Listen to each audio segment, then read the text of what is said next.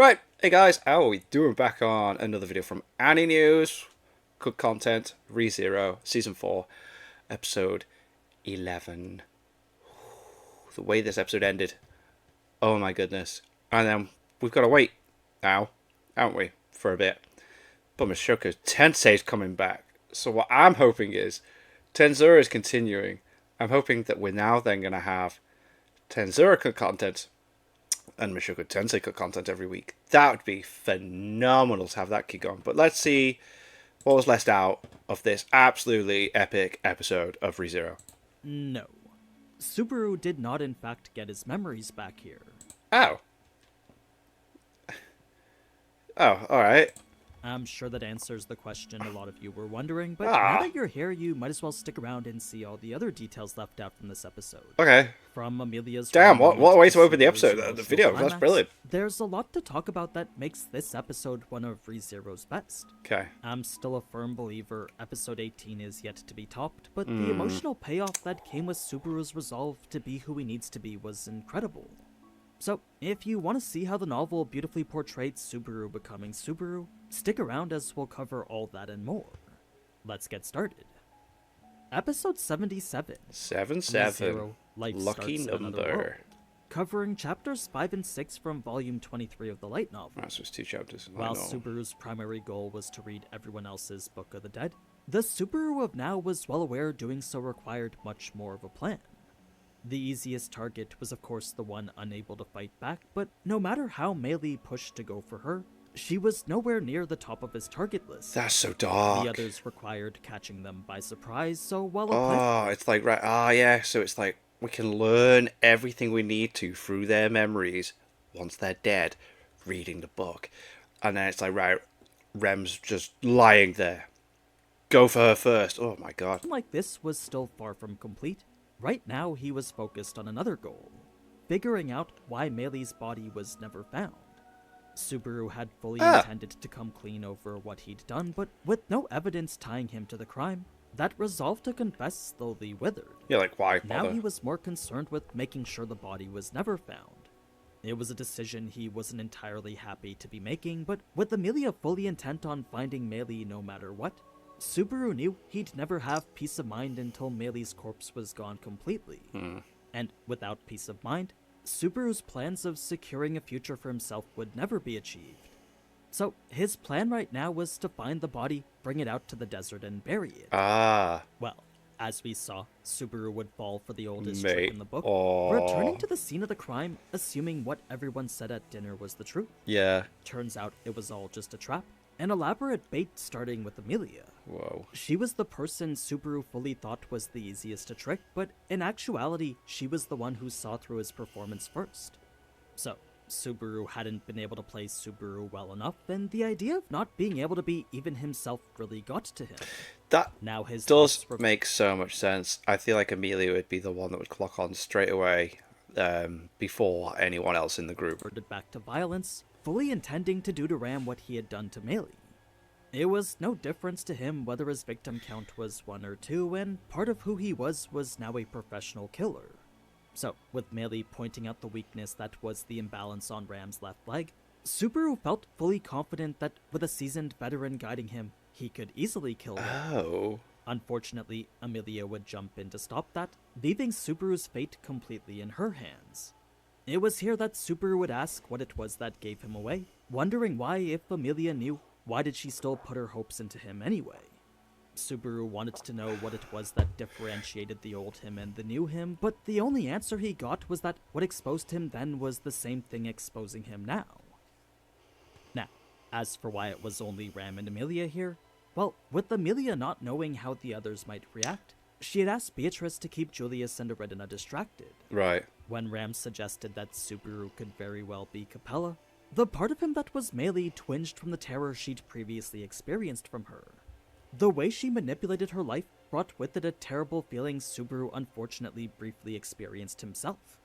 That was the person Ram convinced herself she was dealing with, as it was the only believable solution given the circumstances. Yeah, it's the excuse of so lost hard memories was unacceptable. Yeah, just can't. The whole Rem thing It's just like, if you don't remember her, then how do I get to remember her? leading Ram to the aggressive action we saw in the anime. Her expression did look more on the pain side, though, her eyes literally on the verge of tears as she questioned for answers. Subaru didn't know what to say that would help either her or him, but what he wondered instead was if perhaps the other Subaru knew. Would the Subaru they knew have been able to find the words which would have prevented this girl from crying? It was then that Ram would knock Subaru unconscious, the aftermath of which was different in the novels. Right. You see, where in the anime Amelia's cage was broken, Yeah. in the novel Subaru managed to slip out by dislocating his shoulder. Oh. The cage was still there, fully intact, indicating Amelia and Ram probably just left him here. Huh.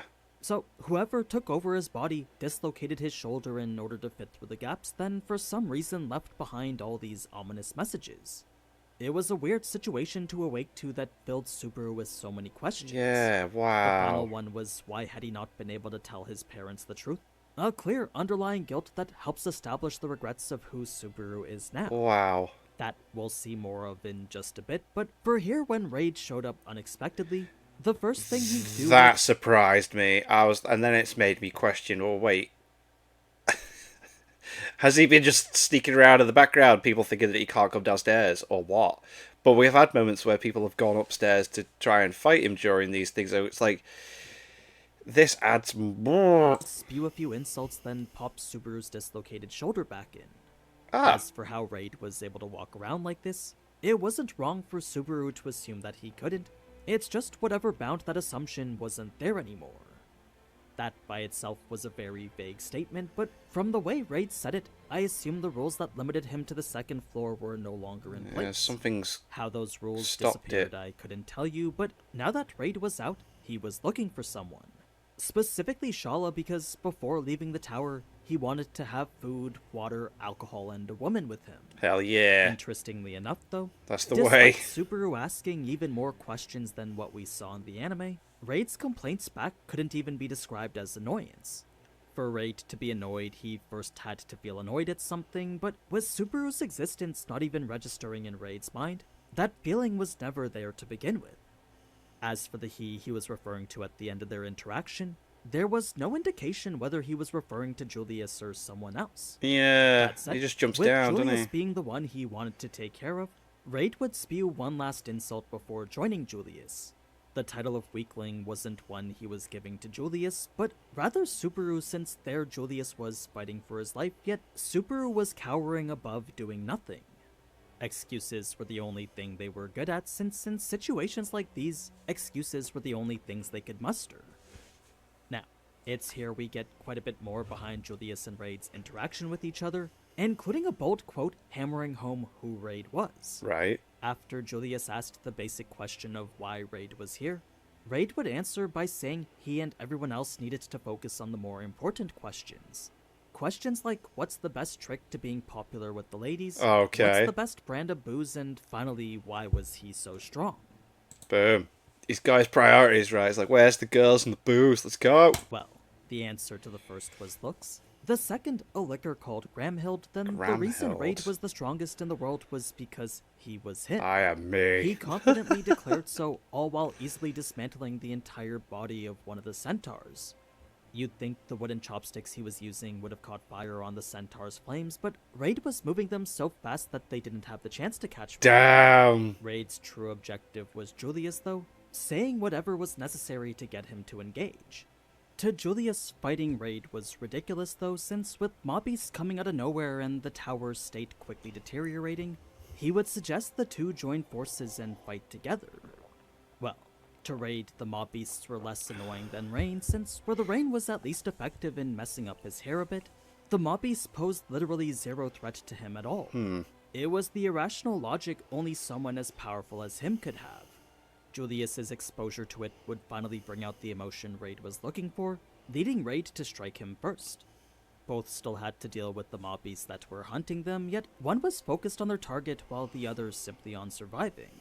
It was a grim situation turned even more grim when Raid managed to land a kick on Julius. Oof. This gave the mob beasts the opportunity to take him out now, forcing Julius to put everything he had into evading. The thing is, Even now, Raid could tell Julius wasn't getting serious, and that to Raid was unacceptable. So, Raid would send flying the dozen centaurs that were chasing Julius, chopping them up to bits all in a span of 2 seconds. Damn. Now the two could focus Dude's only on each other, pretty but if freaking Julius powerful. wasn't going to provide the entertainment Raid was looking for, Raid was ready to just leave. As far as he was concerned, everyone except for Amelia was boring. For Subaru, who was watching all this, Subaru now knew that even if he did sneak up on Julius, never would he be able to beat him. He understood now that reading Julius's Book of the Dead was impossible. That's when Melee would step in to say this was the perfect opportunity to do so, since with more mobbies spawning from below Julius, all Subaru had to do was nothing. As much as this was the best chance to let Julius die though, as we saw, Subaru couldn't help but try to prevent that. It was then that Julius would entrust Subaru with some responsibility, leading to his encounter with Beatrice and Aridina. Aridina would be on the defensive the moment she saw him, pointing her finger straight to Subaru's head. It gave Subaru the feeling that she was pointing a gun at him. Beatrice would of course step forward to protect him, but with Subaru now fed up at pretty much everything, he would move her aside and declare the tower done for. Aridina would interpret this as Subaru already having achieved his goals, leading her to believe his objective was the witch. That's right, whatever the group found while Subaru was out, apparently it was related to a witch in a shrine of sorts. Subaru's attitude had changed the moment the witch was free, so it made sense to assume that that was all he had come for. Of course, Subaru had no idea what she was talking about, so again Subaru would reiterate this world was doomed. Not only that, he blamed his current circumstances solely on himself. Because he hated himself, the mask he forced himself to wear, and the problems he caused his parents, the reason Subaru was out the night he was transported was because he preferred to be anywhere but home. That's why Subaru believed this to be some sort of divine punishment, since once again, this was the result of him running away from his problems. So, if there was a god out there that could hear him, then Subaru begged for mercy, saying he'd change. If nothing else, all he wanted was for him and everyone else to be free from all the hurt he caused. Subaru's pleas were enough for Aridina to make her compromise, but for some reason that wasn't enough for Subaru. Subaru didn't know why it was he had reached out towards Aridina, but with Melee calling him pathetic and even staring at him with disappointment, her words and gaze were what made it difficult to voice anything. That's when the group would be attacked, Aridina spamming several Geraldos even after having chased the Scorpion away. I guess when it came to Anastasia's survival, Aridina really wasn't gonna take any chances. As for what that mob beast was, apparently it was one that just all of a sudden appeared out of nowhere. That, however, wasn't the biggest problem, since what was the big changes happening both upstairs and the fact down. that it was upstairs, though, Even was the weird. middle had several problems too, so all over the tower there were issues. Julius was taking care of mob beasts on the 5th floor, a giant scorpion was lurking on the 4th, and whatever happened upstairs was likely the reason for Raid coming down. Subaru was a problem in and of itself, but after having just saved Aridina for seemingly no reason at all, Aridina started to think that perhaps actions like this were just part of his nature. It was Beatrice's words after that would reforge her position as Subaru's pillar of support, a position he couldn't fully accept until now. Her words, combined with the feeling of her holding his hand, provided him a type of comfort he'd rarely felt since coming here. What happened next was a behavior in nature called autotomy, a general survival practice typically used... the explosion. This was so bad. It's like, I was like, okay. New Subarus getting there. We've got Beatrice, we've got Anastasia. I'm terrible at this. And then he's just dragging her along, and then Beatrice isn't with them. I was just like, no, it's so tragic. By arthropods and lizards. It was the animal basically removing a piece of itself also it could escape a predator. Right. Crabs sometimes did it with their pincers, and in this situation here, it seemed that the scorpion had done so too. Well, the scorpion's pincer wasn't just a lure to draw the attention of its enemy, it was actually a trap that sensed the approach of its prey then exploded. It was a unique use of autotomy that Subaru never would have predicted.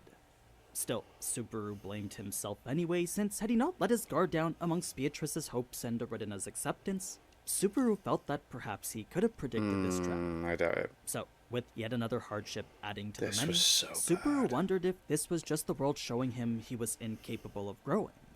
Adversity was, after all, the perfect opportunity to grow with, so why then were these instances of it only there to make him suffer? Subaru was actually able to share Beatrice's final moments with her, not knowing what to say as she melted away from reality. Oh. He did, however, notice her face, and the expression she had was that of relief. In the end, all she bore towards Subaru was affection, nothing more. She's just so nice. It was Aridana's death that was infinitely more painful, though, since after all the terrible things he'd both done and failed to do, for some reason, Aridana would use her last breath to apologize. Subaru couldn't understand why, but the shame he felt after hearing those words was immense. In fact, now more than anything, Subaru just wanted to die. He would much rather that or have everyone in the world point at him and say he deserved to die. Despair was all Subaru could feel now, so as he awaited the punishment he was certain he deserved, what came instead was corruption. It was the feeling of his soul, his very existence being overwritten. As much as this was a desecration of life itself, though, Subaru found relief knowing what he did to his old self was what was happening to him now. If anyone deserved to end up like this, then to Subaru that was undoubtedly him. He wanted to die, disappear, and forget everything. He wanted his body erased and his memories wiped. That was the exact same feeling he felt whenever he was with his parents, all the way to the unworthiness which stemmed from being on the receiving end of unyielding affection. For someone as unworthy of their love as he was, though, still his parents and this witch loved him regardless. It was a torture Subaru could endure no longer, so as he willingly accepted the fate which came with succumbing to the shadows, Amelia would jump in to save him. Boom. Remorse was all Subaru felt after This seeing her was face, lovely. since with everyone else having died after encountering him, it was only natural he assumed Amelia's turn was next. And their dialogue reminded me of when they first met in season 1. When she introduced herself as Emilia, just Emilia, she says it exactly the same again. Like, oh, so Each good. had also left a burden Subaru wasn't able to carry, feelings he failed to understand because he assumed only the original Subaru could. Whether it was faith, trust, or even basic acceptance, all added to the weight Subaru now found himself being crushed by. It just didn't make sense that all these people would rely so heavily on someone as hopeless as he was. So, when Amelia recounted how it was Subaru first came into her life, all Subaru could feel was envy and jealousy towards the Subaru he felt Amelia wanted him to be. His heart wouldn't allow him to accept that Amelia was accepting him the way he was, and instead saw it as her expressing a wish for the real Subaru to Come back. Yeah. He couldn't be the Subaru Julius entrusted, he couldn't be the Subaru Beatrice believed in, and he couldn't be the Subaru Aridana forgave. Now that Amelia was giving him this glimpse into what the old Subaru was capable of too, that was just another person Subaru couldn't be. So, as he expressed his disgust towards the person he felt he really was, what it all came down to was the feeling of being unworthy of anything. Not to walk beside them, and certainly not to carry their hopes like that. Amelia would help him to see that he was all those things and more, confirming it was in fact the Subaru she was looking at now that made everyone feel the way they did about him. That's why she would ask him his name, since she needed Subaru to hear it from himself that he alone was the one who earned those feelings. She wasn't rejecting the Subaru who'd forgot his memories, but was rather affirming he was who everyone else said he was. All Subaru wanted was to be rejected by her, but Amelia, along with everyone else, all wished for the exact same thing from him. Regardless of who he was or the state he was in, all their words and all their actions went to show they needed him. Every single one of them were relying on Subaru the way he was now. He was trusted, believed in, forgiven, and now wished for. It still didn't make sense how Subaru was able to carry all those burdens, but the moment Amelia expressed her love for him, that's when Subaru understood he had always been fighting for something. It was never just him that the old Subaru was fighting for, but rather someone else who he cared for deeply. As trivial of a reason as that was, it was a reason that Subaru could at least make sense out of. So, if what everyone needed in this tower was Subaru Natsuki, Subaru was committed to being exactly that. If Natsuki Subaru was the man everyone else placed their hopes in, Then he has to be Subaru him. resolved himself to be that person as best he could. Any hesitation he had in doing so was immediately dismissed the second Amelia had asked his name for a second time. So, while Subaru understood he was weak, powerless, filled with despair, and worse, out of consideration for the bonds the old Subaru had made before him, the Subaru of now was ready to stake his all on that. All he wanted was for Amelia and the others to be saved. All he wanted was to help them. It's not like his suspicions of old Subaru were cleared at all, but his feelings about himself now came secondary to the safety of everyone else. That was Subaru's plea as he proclaimed himself Subaru Natsuki with unshakable resolve. He still wasn't sure if Subaru Natsuki was worthy of being loved, but what he was sure of was that Amelia and the rest were.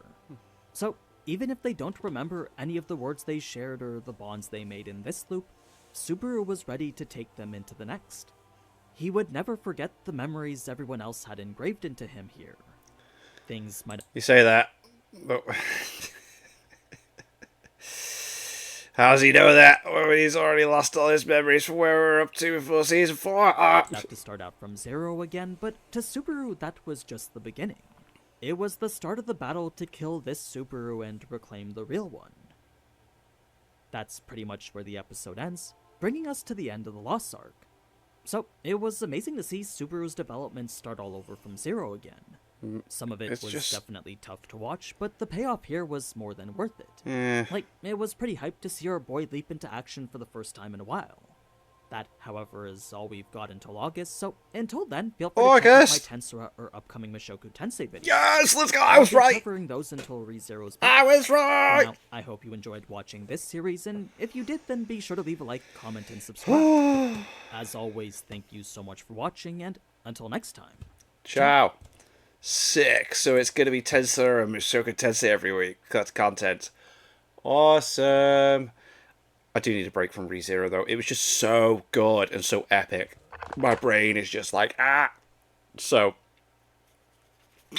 it's going to make it so much more epic to watch if we have 2 months. 2 months to wait before more. But goddamn, like, so he hasn't actually got his memories back. It's just literally just starting again. Like, I just find that mad. I find that crazy, but I'm pretty sure it'll work and make sense, because otherwise it wouldn't be as popular as it is. You know what I mean? Like, the manga's done really well and everything like that, so, and the novels.